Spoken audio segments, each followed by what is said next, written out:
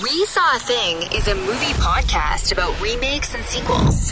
We saw a thing and talked about it. This week, the guys talk about Dial M for Murder and Day Perfect Murder. The following conversation has been edited for brevity. Hey, man. Hey, buddy. How are you, pal? Good. I got McDonald's. Had some Big Mac. Nice. Some large fry up in here, and now I'm nursing a root beer, and it is delicious. What a great day. It is a great day. You know why? Because we get to talk about a really great movie and a movie that's not bad. Yeah, a really great movie and a needlessly complicated movie. I'm going to ask you. You're talking about the better movie being Dial M for Murder, right? Yeah, obviously. Okay. Well, I had to clarify there just for a second because it is amazing. It is amazing. Dude, this is the second older movie that I would classify as a bottle episode, The Shop Around the Corner being the other one. Not much happens outside of that one apartment, and it made it so much creepier and so much more suspenseful and so much more devious. So that's what Hitchcock wanted to do. Oh, it was great. Yeah, he wanted that. He said, if we shoot it mostly indoors in this one location, it'll create a sense of claustrophobia where you know where everything is in this apartment. By the end of the movie, you know the whole geography of where this crime happens.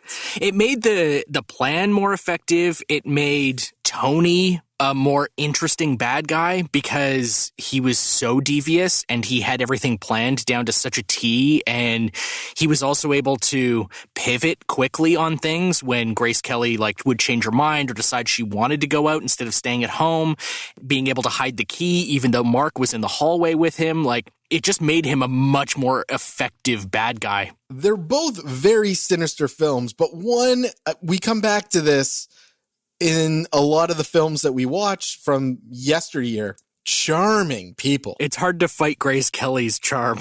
Grace Kelly is gorgeous and charming, but even her infidelity doesn't seem like the end of the world. It's kind of nice in certain respects. And then you have our villain in Tony, who is also really charming and well thought out. And as he's laying out the plan of this murder, you're also just captivated by the fact that there is no intensity. He's just this is what we're going to do. He's so cold and so calculated. But still charming. Now, having watched Dial M for Murder and Psycho, I just want to go down an Alfred Hitchcock rabbit hole now. I think these are the only two movies I've seen of his. I may have seen The Birds when I was a kid, but I don't quite remember it.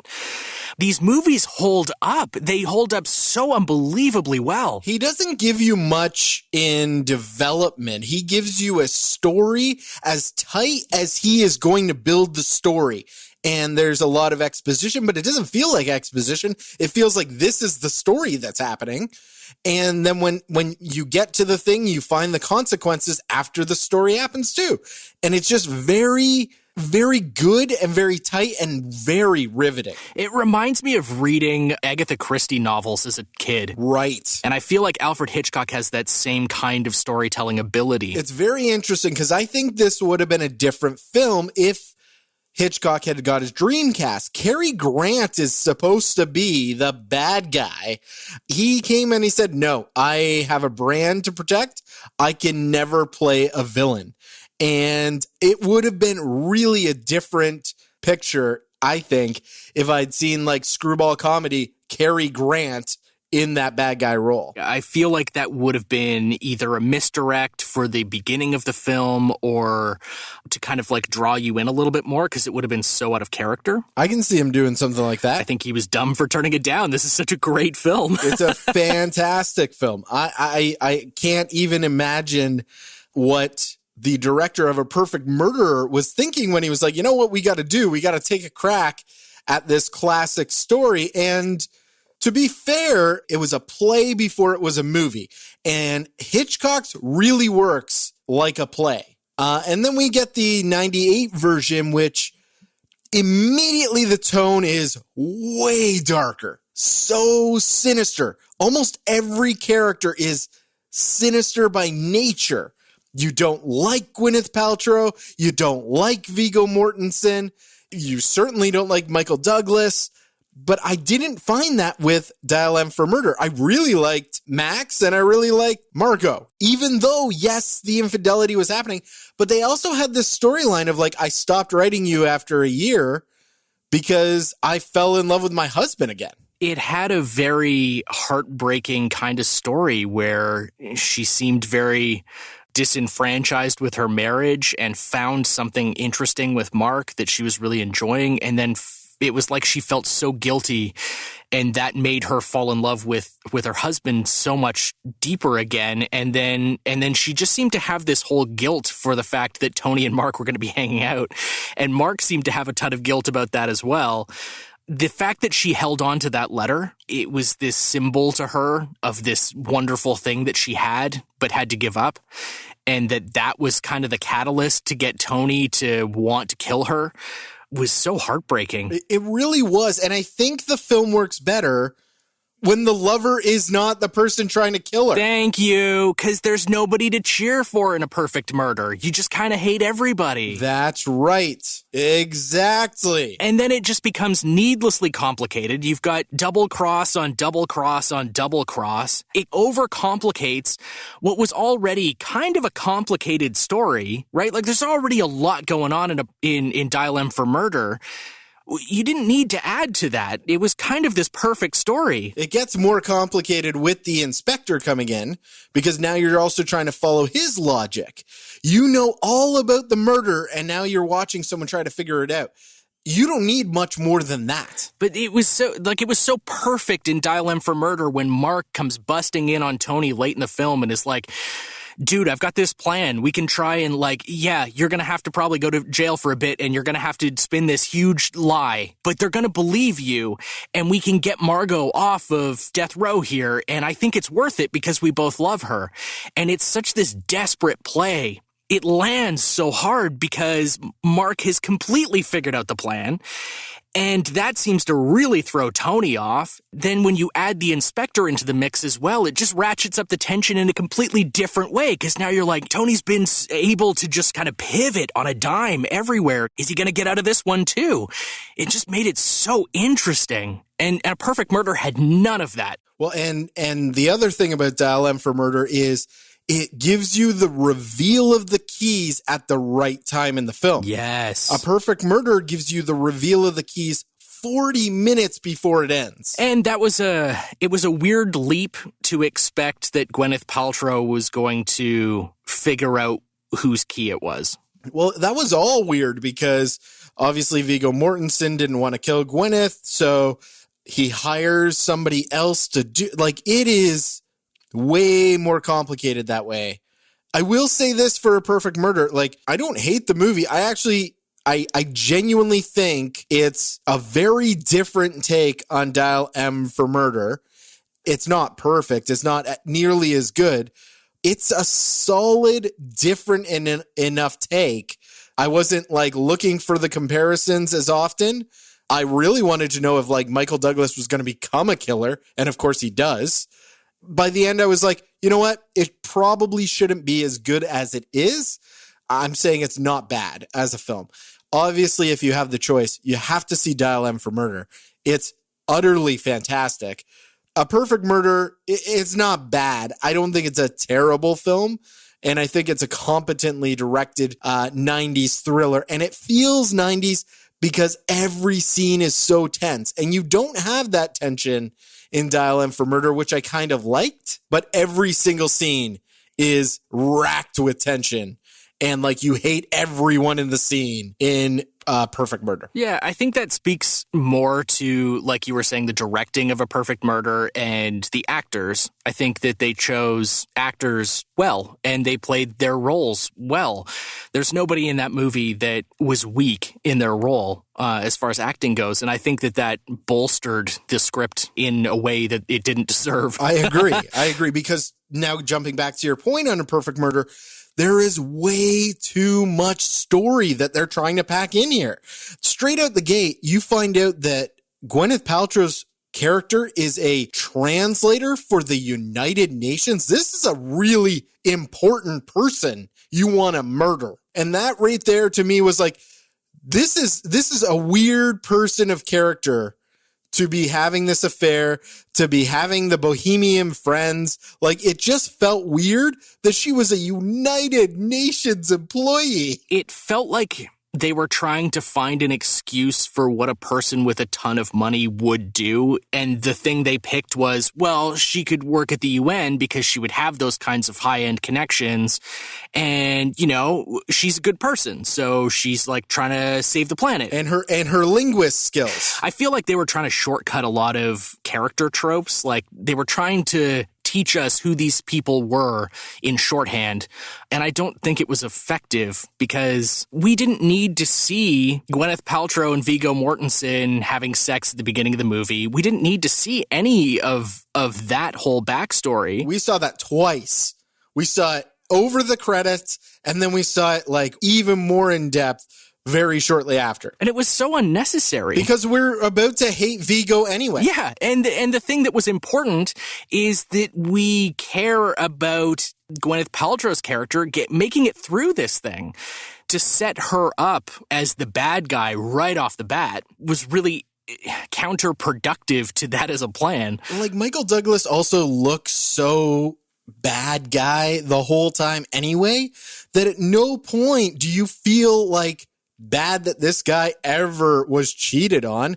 When he walks in with Viggo, I kind of thought you were going to have the same relationship that Tony had with Mark in Dial M for Murder, which was very cordial and very friendly. There is none of that when he walks into that gallery. He starts threatening him immediately, which, hey, he's having sex with your wife. Do what you're going to do.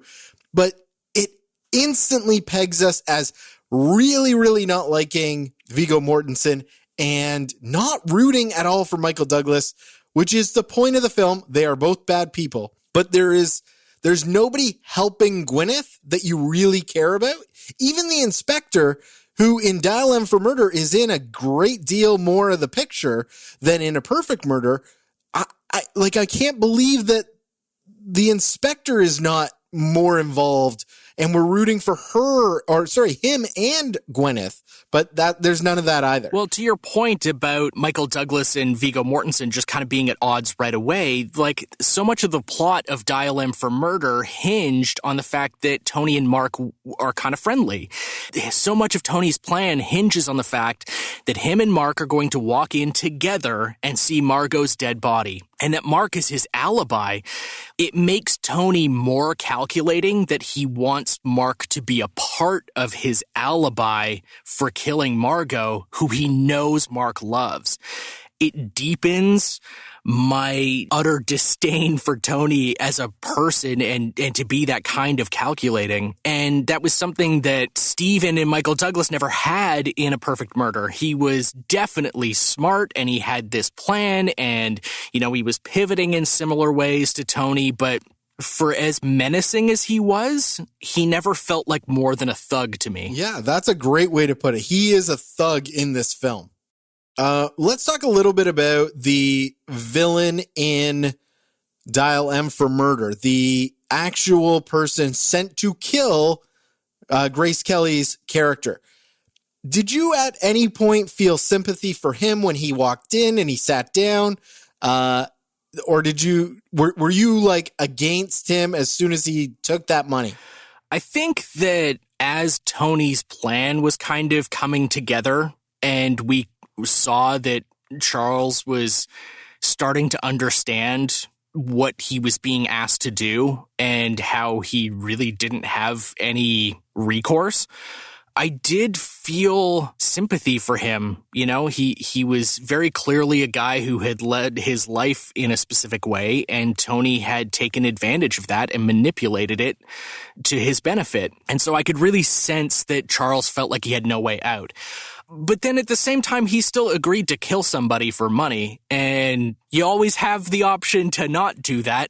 Like, the easiest thing in the world to do is not murder somebody. So, like, he could have taken the money and walked away. Yeah. And he didn't do that. Actually, to A Perfect Murder, Viggo Mortensen could have taken the $100,000 and walked away. And it might have been a more interesting story to have had that happen, right? Like, what if the remake of Dial M for Murder in A Perfect Murder was that he did walk away? And now you've got this character who is expecting something to happen and nothing happens at all. Like, what does that do to a character like Michael Douglas is playing?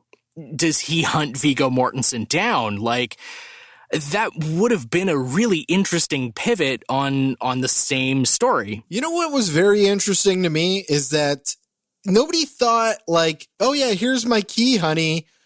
They both were very much, what if I want to go out? What if I want to do this?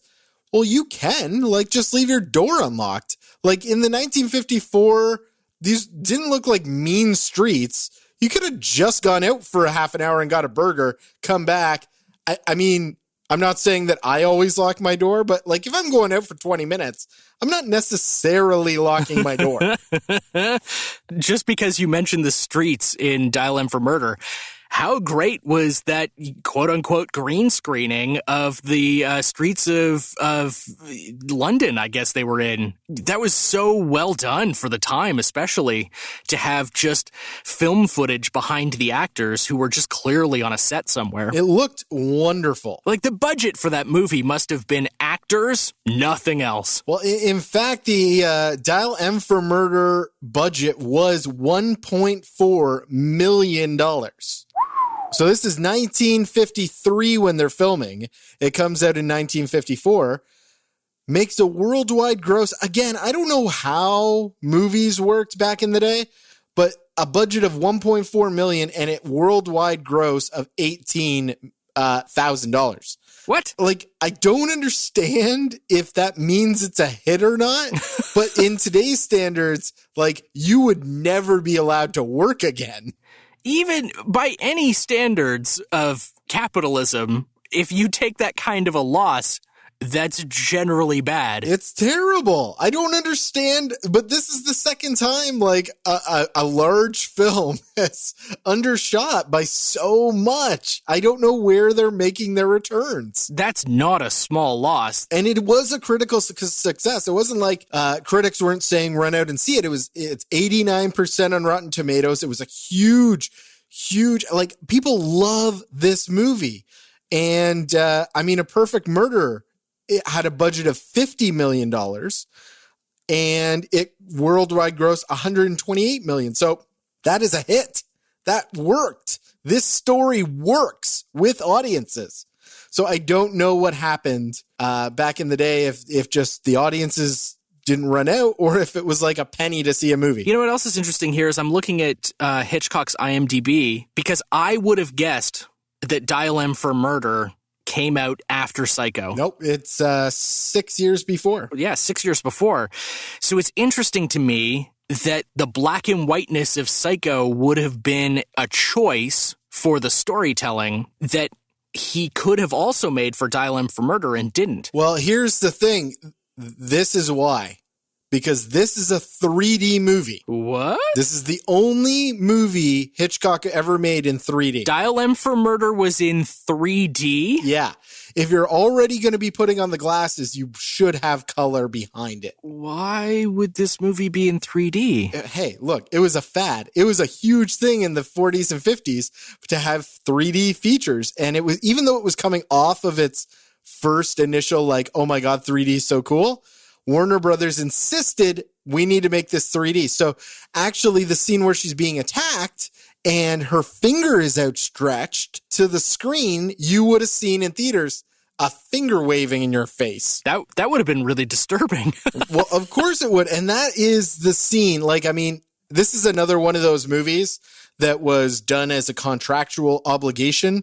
And Hitchcock specifically told them, listen, I could direct this thing by the phone. Like, I don't have to come in and do this. The only scene he was adamant about getting right was that scene with the violence. And he actually said, we've tried this scissor thing so many times.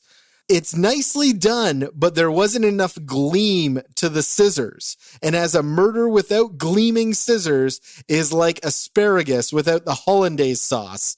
Tasteless.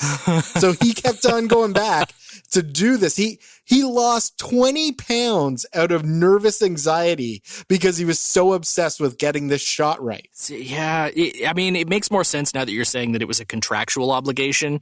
Like the 3D part of it makes more sense then, because like for a guy who is so picky seemingly about the aesthetic, that seems to be an odd choice for a movie like this. 100%. Absolutely. It was a weird thing, and it's the only time Hitchcock ever used 3D. Yeah, because it would have been useless for his movies.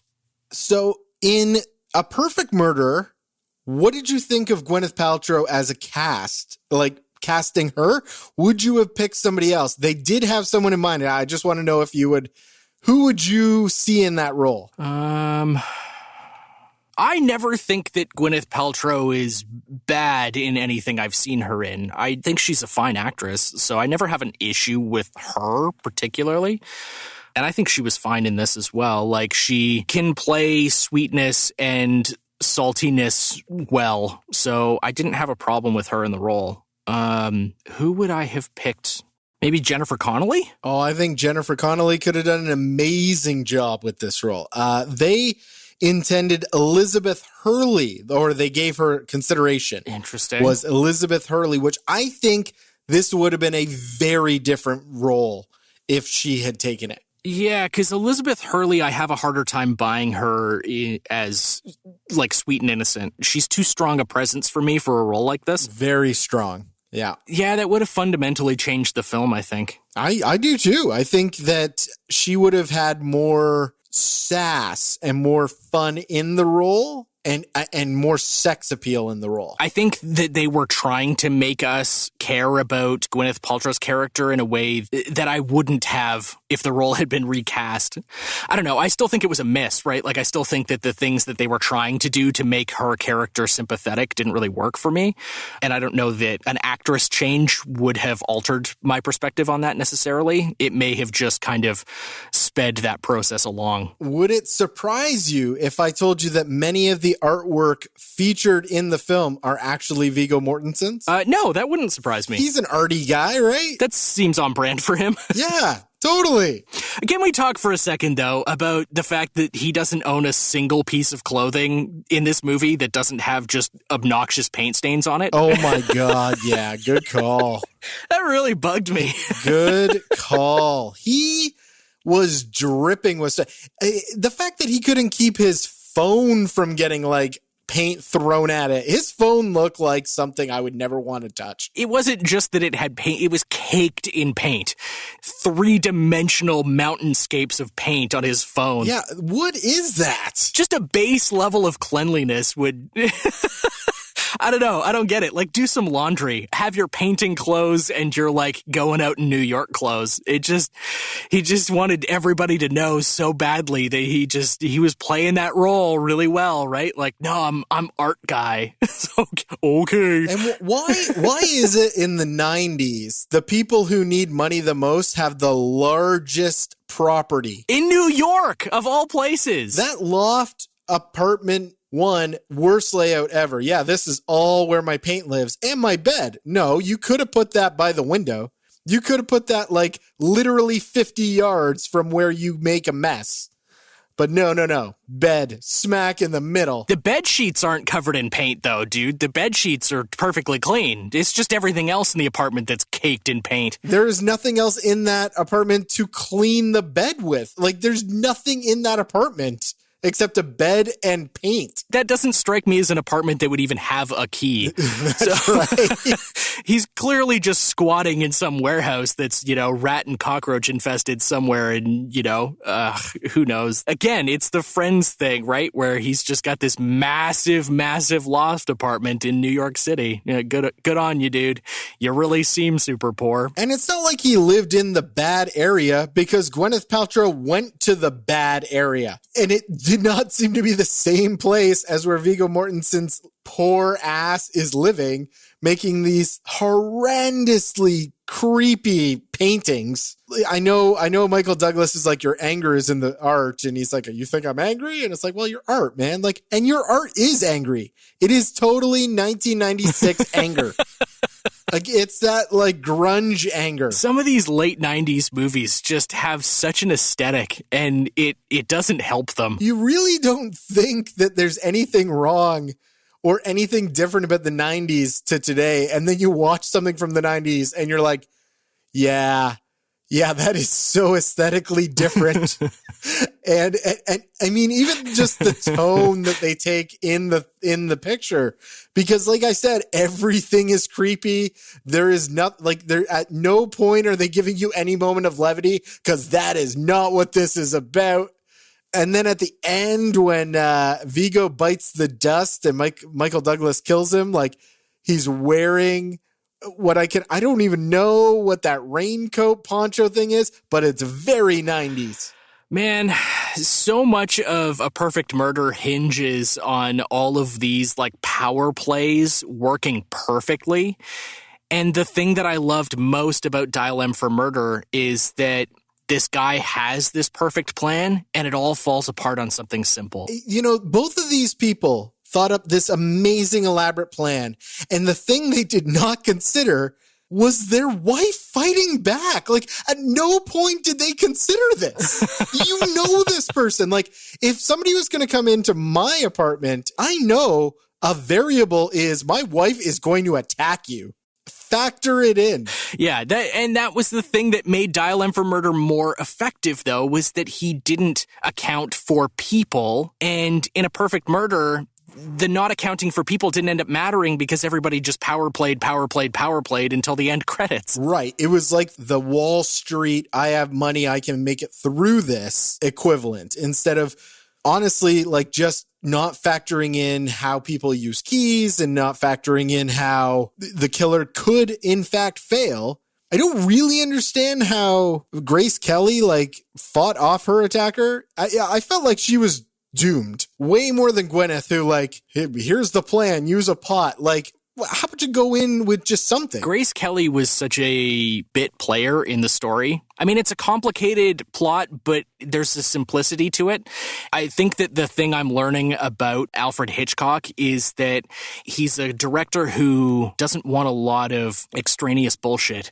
He's very focused on whatever it is that needs to happen in order to push the plot forward. That kind of directing is rare because he doesn't ever seem to lose the thread of the story he's trying to tell. Whereas I think, and this is true for really anything, it's so easy to get distracted by little things here and there, or feel like you've got a better handle on things by going, oh, well, if we add this part, then this will kind of like add here. I mean, we're 2 for 2 on these remakes not living up to the original as far as Hitchcock goes. It's immediately because just tell the same story. Like, it doesn't need to be more than that. I also really liked that Grace Kelly sort of goes crazy because no one believes her in her story. Yeah. It's an added layer of you think Tony will get away with it, literally because she is going crazy. What a great shot of her on trial. Just her face and the lighting changes and her looking left and right. What a very effective way of telling that kind of timeline. I loved that shot. There was also another way that Hitchcock did that, is that at the beginning of the film, Grace Kelly is in these vibrant colored dresses. And by the end of the film, he's actually makes each outfit darker and darker, as if her carefree nature and her actual personality is becoming more dour and dour through the film. This is why I want to go down a deep, dark rabbit hole with Hitchcock. He's clearly just a storyteller who gets it. But it's a different kind of storytelling, right? Like, you and I often talk about Chris Nolan, who doesn't have a good handle on character arcs necessarily, especially romantic character arcs. He just really struggles with stuff like that. But he understands how to construct things in a way to get his point across. And everything else is just kind of extraneous to that, right? Like, we don't need a lot of backstory for characters. We don't need explanation for a bunch of stuff. He is just laser focused on whatever story he's trying to tell. You lose character development because of that in some ways, which I think Alfred Hitchcock probably has the same kind of, I don't even know if you'd call it a fault. It's just a different kind of storytelling. And you and I both really enjoy stories that are crazy character driven and the plot's really based around that. And so far with these two Hitchcock movies, it's a lot less about character development and a lot more about plot development. And the characters are just kind of there as set dressing for the plot, which makes for effective storytelling in a different way and is no more or less effective or interesting to watch. I think with Hitchcock, he understands that he has to move his plot forward. And what he does is find the most charming actors to do that so that you will still be there listening and hanging on to every word because you like these charming sons of bitches. It's not a bad plan, really. It's not a bad plan. Just put really, really awesome people in your movies and it'll all be plot driven, but who cares? You like looking at this person, so it's okay. Yeah. I mean, I've got Rear Window locked and loaded, so I think that's the next Hitchcock I'm going to watch. Watch all of Rear Window and then text me after, because Rear Window was one of those films that blew my socks off the first time I saw it. And it was another one of those Hitchcock movies that just gradually pulls the curtain back. And by the end, you're like, oh my God, this is where this is going. Like, it's fantastic. And your mind will just play. You'll be like, no, that's nothing. He's not seeing anything. Wait, is he seeing something? Like, your mind goes through the ringer watching Rear Window. Great. I can't wait. That's going to be awesome. Yeah, man, you're going to have a good time. Honestly, we should just start a new podcast all about Hitchcock. I mean, it wouldn't be a short run. We are going to be in this quarantine forever. There are a lot of movies to get through. Sure. Let's do a spin-off podcast about just Hitchcock. So now we have our spin-off podcast about us getting into the next animated kids movie we want to, and our Hitchcock podcast. Keep listening to us. This is gold. Next time on We Saw a Thing. Okay, we only got light for like a week before we were back to Murder and Mayhem, so we're going real silly for next week. A Disney flick, The Computer Wore Tennis Shoes, was remade in the mid-90s, and it seems to be available to watch on YouTube. Should you give it a shot? Find out next Thursday. We Saw a Thing is hosted by Jay Kennedy and Chris Shapcutt. Produced by Shapcuts Media. Subscribe wherever you get your podcasts. And check our show notes for links to our social media and credits. And leave a review on Apple Podcasts.